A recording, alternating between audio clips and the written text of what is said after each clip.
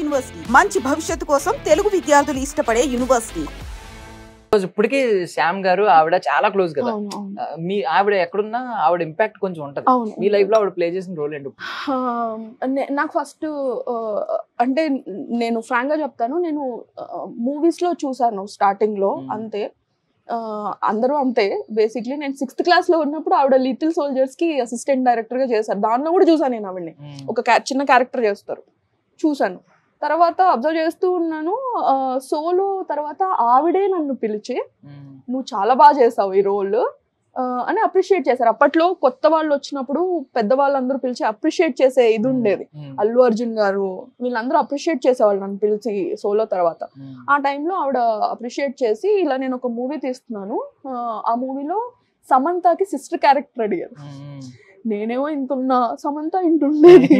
సమంతకి చెల్లి క్యారెక్టర్ నేను ఎలా చేస్తానంటే, ఏ ఉండకూడదా హీరోయిన్ కి లావుగా ఉండే చెల్లెళ్ళు, పోకిరిలో తమ్ముడు ఇంత లేడా, నువ్వు చేస్తే తప్పేంటి, నువ్వు చెయ్యాలన్నారు. ఓకే అనుకున్నా. జబర్దస్త్ అని ఒక ఫిల్మ్ వచ్చింది సిద్ధార్థ్ సమంత, దానిలో సమంతకి చెల్లి క్యారెక్టర్ చేశారు. ఇంకా దాంతో ఆవిడ మంచి ఇదైపోయారు. ఆవిడ దగ్గర నేను చాలా నేర్చుకున్నాను. ఎందుకంటే ఇప్పుడు దాకా నేను వేరే వాళ్ళ దగ్గర ఎవరి దగ్గర చూడలేదు. బేసిక్లీ నేను డైరెక్టర్స్ దగ్గర అంటే టైం వేస్ట్ అయిపోతూ ఉంటుంది ఎక్కువ. ఎందుకంటే ఇటు మనం లైటింగ్ చేసుకుంటే ఈ యాంగిల్లో తీస్తాము, మళ్ళీ ఇటు లైటింగ్ చేసుకొని ఈ యాంగిల్ నుంచి తీసి అట్లా టైం వేస్ట్ అయిపోతుంది. ఆవిడ 1 వీక్ ముందే షార్ట్ డివిజన్ ఉంటుంది ఆవిడ దగ్గర. ఈ షాట్ ఎలా తీయాలి, ఈ షాట్ ఎలా తీయాలి, ఇది ఎలా తీయాలి, ఇది ఎలా. అది డైరెక్షన్ డిపార్ట్మెంట్ అందరి దగ్గర 1 వీక్ ముందే ఉంటుంది ఆ పేపర్. సో మా అందరికి ఈ రోజు షూటింగ్ అంటే ఈ రోజు మనం పొద్దుటి నుంచి రాత్రి వరకు ఏం తీస్తున్నాం, ఏ షార్ట్స్ తీస్తున్నాం, ఏం కాస్ట్యూమ్స్ వాడుతున్నాం, ఏ యాంగిల్స్ తీస్తున్నామో సహా అందరికి తెలిసిపోయి ఉంటుంది డైరెక్షన్. సో అది ఈజీ అయిపోయేది. ఇటు తీస్తున్నారంటే, ఇటు కెమెరా పెట్టారంటే, లైటింగ్ ఇటు చేసుకున్నారంటే, ఈ యాంగిల్ తీస్తున్నారంటే ఇలా జరిపి ఈ యాంగిల్ మొత్తం తీసేవాళ్ళు. అంటే షార్ట్ డివిజన్ ఉంది కాబట్టి మళ్ళీ ఇటు ఆపోజిట్ కి వచ్చి ఇటువైపు అన్ని తీసేవాళ్ళు. అలా అవన్నీ ఆవిడ దగ్గర నేర్చుకున్న టెక్నికల్ నాలెడ్జ్. టైం వేస్ట్ కాకుండా మేము 54 days షూట్ డేస్ ఇస్తే 52 days లో షూట్ అయిపోయింది. సారీ 44 days ఇస్తే 42 days లో అయిపోయింది. 2 days ముందే అయిపోయింది షూట్. అంత ఫాస్ట్ గా చేశారు అనమాట ఓ బేబీ. సో ఆవిడ దగ్గర నేను అదే నేర్చుకున్నాను. ఎంత అంటే డైరెక్టర్ అయినా కూడా ఆవిడకి తెలుసు ఇలా ఇలా చెప్పేస్తుంది మేనేజ్మెంట్. అదే నేర్చుకున్నాను ఆవిడ దగ్గర. ఏదైనా కాస్ట్యూమ్ దొరకలేదంటే నువ్వు అక్కడికి వెళ్ళు, అక్కడ ఈ కాస్ట్యూమ్ దొరుకుతుంది, నువ్వు అటు వెళ్ళి కొనుక్కురా అంటది. అలానే ఆర్ట్ డిపార్ట్మెంట్ ఏదైనా చెప్తే అక్కడికి వెళ్ళు, నీకు అది దొరుకుతుంది అని చెప్పేస్తుంది ఆవిడ. సో వెరీ క్విక్ అనమాట. వెరీ నాలెడ్జ్, అంటే ఈ టెక్నికల్ నాలెడ్జ్ ఇవన్నీ ఉన్నా అది నేను కూడా నేర్చుకుంటున్నా. సో ఇప్పుడు మిస్ అవుతున్న వర్డ్స్ ఏంటంటే, ఇంతకుముందు ఫ్రెష్ గా ఉండేది ఏదైనా ఒక స్టోరీ అని మాట్లాడుకునేవారు. ఇప్పుడు స్టోరీ బదులు రొటీన్ స్టోరీ అంటున్నారు, నార్మల్ స్టోరీ బదులు రొటీన్ స్టోరీ అని వింటున్నారు. మీకు ఏమనిపిస్తుంది అంటే కొత్తగా కథలు పుట్టడం కష్టమా జనరేషన్? బికాస్ మీరు రైటింగ్ ప్రాసెస్ లో ఉన్నారు కదా, కంప్లీట్ గా రైటింగ్ టేబుల్ మీద బాగా వర్క్ చేస్తున్నారు. మీ ఆయన గారి సహకారం ఉంది. అది ఆయన క్రెడిట్స్ ఎప్పటికప్పుడు రైటింగ్ టాపిక్ వచ్చినప్పుడు మీరు ఆయన మధ్యలో ఉన్నారు కాబట్టి ఆయన క్రెడిట్స్ కొట్టేద్దామని చూస్తున్నారు. ఆయన చెప్పిన డైలాగ్స్ చాలా ఉంటాయి మీ సినిమాలో. అది ఓన్లీ కామెడీ వైపే. చాలా కామెడీయే కదండి, ఎంటర్టైన్మెంట్ కావాల్సింది. Yeah okay. So I mean ఏంటంటారు, ఎందుకు మిస్ అవుతున్నాయి ఇప్పుడు కొత్త కథలు, కొత్త ఫ్రెష్ థీమ్స్? ఎన్ని ఇయర్స్ తీస్తారండి? ఇప్పుడు ఒక సినిమా స్టార్ట్ అయినప్పటి నుంచి ఇప్పటి వరకు ఒక 80 years జర్నీ, 75 years జర్నీ ఉందా? ఎన్ని స్టోరీస్ వస్తాయి? ఇయర్ కి ఎన్ని సినిమాలు తీస్తారు? ఆబ్వియస్లీ అంటే మనం ఏ బేసిక్ ఇదైనా రామాయణం, మహాభారతం, బైబిల్ లేకపోతే ఖురాన్, వీటి నుంచి వచ్చిన స్టోరీసే ఉంటాయి. ఏదున్నా వీటిలో టచ్ ఉంటుంది. అంటే ఇప్పుడు మోడర్న్ స్టోరీస్ లో తీసుకున్నా కూడా ఒక చిన్న పాయింట్ అన్నా, బేసిక్ లైన్ అయినా అక్కడ నుంచి టచ్ ఉంటుంది, రైట్? సో ఏదన్నా ఎన్నని తీస్తారు. ఇప్పుడు కరెంట్ అఫైర్స్ తీయడానికి అయితే స్టోరీలు ఉంటాయి, అవి న్యూస్ లో అయిపోతాయి, స్టోరీలు రావు కదా. సో స్టోరీస్ ఆల్రెడీ తీసేసి ఉన్నారు, ఏదో ఒక టచ్ అవుతూనే ఉంటుంది. కొత్త స్టోరీస్ మళ్ళీ మళ్ళీ మళ్ళీ మళ్ళీ క్రియేట్ చేయాలి అంటే ఎక్కడి నుంచి ఉంటాయి? అంటే ఇప్పుడు కల్కి సినిమా మనకి ఎప్పటి నుంచో ఎప్పుడో విన్నాం, మా తాతలు అమ్మమ్మలు చెప్తున్నప్పుడు కొంతమంది సరిగ్గా వినుండరు. ఇప్పుడు కల్కి అని పెట్టి దాన్ని కొంచెం యాంగిల్ తీసుకున్న యాంగిల్ ఒక బిడ్డ పుట్టబోతున్నాడు అని చెప్పి దాన్ని కొంచెం ట్రెండీగా చూపించడం. అదే అంటున్నా నేను, స్టోరీస్ వైజ్. ఇప్పుడు మీరేమంది రొటీన్ స్టోరీస్ అంటున్నారు అని, స్టోరీ రొటీన్ గానే ఉంటుంది, అర్థమైందా? స్టోరీ లైన్ రొటీన్ గానే ఉంటుంది. నువ్వు ఎలా తీస్తున్నావు, ఆ screen play is the main thing. Correct. నువ్వు అది అంటే ఇప్పుడు ఒకటే స్టోరీ ఇద్దరు ప్రెజెంట్ చేయొచ్చు, ఆ ప్రెజెంటేషన్ ఎలా ఉన్నది అనేది ఇంపార్టెంట్, అంతే కదా. నీ ఒపీనియన్ లో నువ్వు నాతో ఆ టాపిక్ ఎలా మాట్లాడుతున్నావు, లేకపోతే ఆయన ఒపీనియన్ లో ఆయన నాతో ఎలా మాట్లాడుతున్నాడు, 2 ఒపీనియన్స్ అవి, అది చూపించగలగాలి. అప్పుడు నువ్వు గ్రేట్ డైరెక్టర్. ఇప్పుడు రాజమౌళి గారు చేసిన స్టోరీ, ఐ మీన్ బాహుబలి తీసుకుందాం, బాహుబలి వేరే డైరెక్టర్ తీస్తే వేరేలా ఉంటుంది, రాజమౌళి గారు తీస్తే బాహుబలిలా ఉంది obviously. So it depends on screen play. Like ఇప్పుడు ఈ రెస్టారెంట్ లో అన్నమాట, ఇవన్నీ మనం వెజిటబుల్స్ ఫ్రూట్స్ ఇవన్నీ మనం డైలీ తినేవి, అన్నిటిని కట్ చేసి ఒక సెపరేట్ దాంట్లో పెట్టి, బౌల్ కూడా మనకు తెలిసిందే డీటాక్స్ బౌల్ అని పేరు పెట్టారు. ఇది చికెన్ కి ఏదో రకరకాల పేరు అంతే అంతే. ద ప్రెజెంటేషన్ మనం ఎలా క్యాటర్ చేస్తున్నాం ఆడియన్స్ కి కొత్తగా. ఎగ్జాక్ట్లీ. ఓకే, అదే ఇది టేస్ట్ చేద్దాం, చాలా సేపు చేయండి. నాకు కూడా ఆకలేస్తా ఉంది. కినోవా అవకాడో సాలడ్, యమ్మీ, నిజంగా బాగుంది, హెల్దీ అయినా టేస్టీగా ఉంది. ఒకసారి ట్రై చేయండి. నా టాక్సిక్ ఐడెంటిటీ నేను కోల్పోదలుచుకోలేదు, డిటాక్స్ నాకు వద్దు. నిజంగా టేస్టీగా ఉంది. ఇంటర్వ్యూలో ఉన్న అడ్వాంటేజ్ ఏంటంటే మీరు నన్ను తినేయలేదు, నా ఫ్రేమ్ సెపరేట్ పడుతుంది కాబట్టి నేను సేఫ్.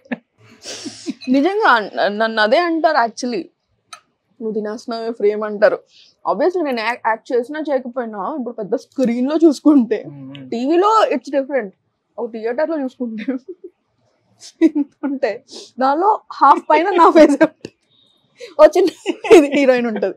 సో ఆబ్వియస్లీ ఇట్లా చూస్తున్నప్పుడు మనకి పెద్దగా ఉన్న దాని వైపే కళ్ళు వెళ్ళిపోతాయి.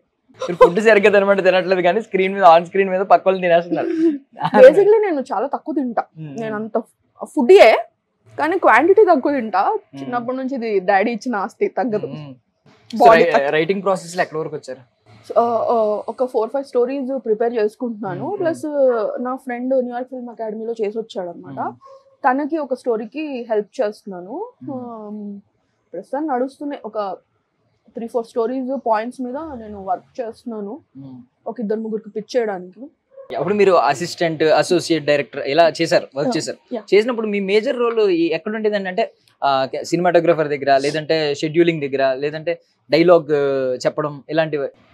ఓ బేబీ అప్పుడు నేను కాస్ట్యూమ్స్ అవి చూసుకున్నాను. కాకపోతే ఏమైందంటే ఫస్ట్ షెడ్యూల్ లో కాస్ట్యూమ్ అంటే అమ్మాయిలు ఫస్ట్ కాస్ట్యూమ్స్ ప్రిఫర్ చేస్తారు, అది కొంచెం కాంప్లికేటెడ్, ఇది కంటిన్యూటీస్ చూసుకోవాలి, ఆ కలర్ కాంబినేషన్స్ అది ఇది అమ్మాయిలకి ఎక్కువ బాగా తెలుస్తూ ఉంటుంది కాబట్టి అమ్మాయిలు పెడతారు బేసిక్లీ.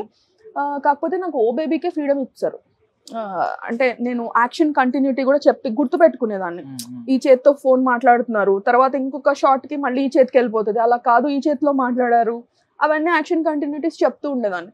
సో నందిని రెడ్డి గారికి ఏమనిపించింది అంటే ఇది బాగా చెప్తుంది, బాగా గుర్తు పెట్టుకుంటుంది, నన్నే పిలిచి బ్లంట్ గా అడిగేవాళ్ళు, మళ్ళీ ప్లే చేయకుండా రీప్లే చేయకుండా నన్ను పిలిచి సమంత గారికి చెప్పేదాన్ని వెళ్ళి, మీరు ఈ చేత్తో యాక్ట్ చేశారు, ఇప్పుడు లెఫ్ట్ హ్యాండ్ చేస్తున్నారు అంటే, లేదే నేను అదే చేశాను, ఎంత బెట్టు అనేవాళ్ళు. లేదు స్వప్నిక చెప్పిందంటే నిజమే అయి ఉంటుందని నందిని గారు అనేవాళ్ళు. తర్వాత మళ్ళీ రీప్లే చేసి చూసేవాళ్ళు, ఇది చెప్పిందే కరెక్ట్ అని చెప్పి. ఇంక అప్పటి నుంచి నా మాట నేను చెప్పింది కొంచెం ఇది. సో నేను ఏమంటారు కాస్ట్యూమ్స్ చూసుకున్నాను, యాక్షన్ కంటిన్యూటీ చూసుకున్నాను. లక్కీగా లక్కీ కాదు, అన్ఫార్చునేట్లీ ఏమైందంటే సర్కార్ వారి పాట అప్పుడు కోవిడ్ టైం, ఫుల్ అందరికి మొత్తం డైరెక్షన్ డిపార్ట్మెంట్ మొత్తానికి డైరెక్టర్ తో సహా కోవిడ్ వచ్చింది. నేను కొంచెం స్ట్రాంగ్, ప్లస్ నేను ప్లసీబో ఇవి వేయించుకున్నాను ముందే మా మదర్ డాక్టర్. సో నాకు కోవిడ్ రాలే, వాళ్ళందరితో తిరుగుతున్నా కూడా నాకు రాలే. సో అన్ఫార్చునేట్లీ నేనే హ్యాండిల్ చేయాల్సి వచ్చింది షూట్ వైజాగ్ షూట్ అంతా. అందులో ఏం చూసుకున్నారు? మహేష్ బాబు గారికి ఏం కావాలా అవన్నీ చూసుకున్నారు? అంటే యాక్టర్స్ సెలెక్షన్, ఆడిషన్స్ దగ్గర నుంచి, actors auditions, costumes, dialogue versions అవి ఫేర్ చేయడం దగ్గర నుంచి ప్రతిదీ, you name it what not అన్ని హ్యాండిల్ చేసా. తర్వాత మళ్ళీ సాంగ్స్ అప్పుడు అందరూ పోస్ట్ ప్రొడక్షన్ లో బిజీ అయిపోతే నేను ఒక్కదాన్ని సాంగ్స్ అన్ని కూడా హ్యాండిల్ చేశాను. సో ఇలా అన్ని హ్యాండిల్ చేశాను. అప్పుడు మనమేకి చెప్పాను కదా, అది కూడా ఎవరికి వీసాలు రాలేదు, నా ఒక్కదానికి వీసా వచ్చేటప్పటికి మొత్తం షెడ్యూలింగ్ దగ్గర నుంచి, లొకేషన్స్ దగ్గర నుంచి, యాక్టర్స్ దగ్గర నుంచి, dancers, costumes, A to Z నేనే హ్యాండిల్ చేశాను మనమే అప్పుడు. సో ఐ గాట్ అంటే మొత్తం ఎక్స్పీరియన్స్ వచ్చింది. ఒక సినిమాని ఎలా తీయకూడదు ఫస్ట్ ఎక్స్పీరియన్స్ వచ్చింది. ఈజీ అయిపోతుంది అప్పుడు. ఇప్పుడు ఎలా తీయాలి అనేది నేర్చేసుకున్నాం అనమాట. సో వెయిటింగ్, ఎప్పటి నుంచో చెప్తున్నా జనాలకి నేను మూవీ తీస్తా అని చాలా దీంట్లో. ఇంతవరకు టైం రాలేదు. యాక్చువల్లీ నేచర్ మీకు సపోర్ట్ చేస్తుంది బాగా. అంటే కోవిడ్ వచ్చి అందరూ లైఫ్ లెసన్స్ నేర్చుకుంటే మీరు సినిమా క్లాస్ ఎక్స్పీరియన్స్ బాగా నేర్చుకున్నారు. ఎగ్జాక్ట్లీ నేర్చుకున్నా. చూడాలి మరి ఇప్పుడు. I'm just waiting. Visa cancellation అందరికి ఆగిపోవడం వెనక మీ హస్తం ఏమైనా ఉందా? నా హస్తం నేనే 1 వీక్ మరి మీరే కదా ఎక్కువ మొత్తం అంత దగ్గర చూసుకునే అవకాశం వచ్చింది. లేదు యాక్చువల్ గా ఏమైందంటే మనమే అప్పుడు 1 వీక్ ముందే జాయిన్ అయ్యాను. నేను జాయిన్ అయిన 10 days కి, ఐ మీన్ 10 days ముందు జాయిన్ అయ్యాను. నేను జాయిన్ అయిన 10 days కి అప్పుడే జాయిన్ అయ్యాను. వీసాస్ అప్లై చేశారు, వాళ్ళకి ఆల్రెడీ రాలేదు. నాది అప్లై చేశారు, నాకు వచ్చింది, నేను వెళ్ళిపోవడం. మీరు అడుగు పెడుతున్నప్పుడు ఏదో ఒక ఇంపాక్ట్ఫుల్ అయితే ఉంటది. ఎందుకంటే ఇప్పుడు ఇందాక వర్షం పడింది, అక్కడ ఏం పాపం అందరికి వీసాలు ఆగిపోయినాయి. ఇలా చెప్తే పాజిటివ్ గా చెప్పట్లేదు నేను. కాకుండా ఇంటర్వ్యూ